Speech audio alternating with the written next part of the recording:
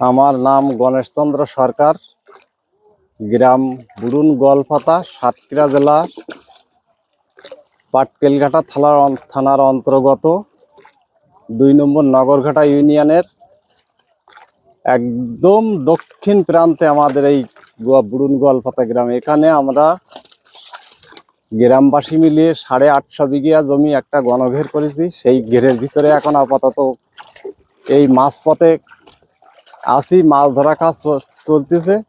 এই ঘেরের সাথে যুক্ত আছি বিগত আজ 2 বছর। এই ঘেরে মাছ চাষ, তারপরে এটা বুড়ুন গোয়ালপাতার গণঘের। এই যে আপনারা দেখছেন না, বিশাল জলাকার, ওই যে দূরে দেখা যাচ্ছে ফাড়ি, এটা আমাদের সব 800 বিঘের 850 বিঘের এরিয়ার ভিতরে।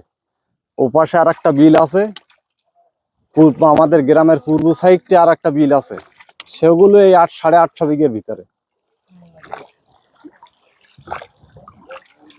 এখান থেকে বাৎসরিক কেমন মাছ চাষ করেন আপনারা, মানে বাৎসরিক মানে বছরে?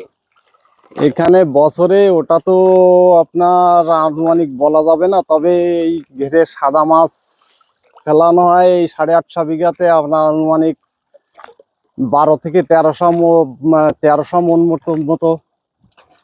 আর আপনার বাগদা চিংড়ি চাষ ওই রকম, বাগদা চিংড়িও চাষ করেন? বাগদা চিংড়ি চাষ করি, গলদা চিংড়ি চাষ করি। বাগদা চিংড়ি এরকম 30 থেকে 35 লাখ মতো বাগদা রেনু দেওয়া হয়, গলদা এরকম 18 থেকে 20 লাখ মতো রেনু দেওয়া হয়।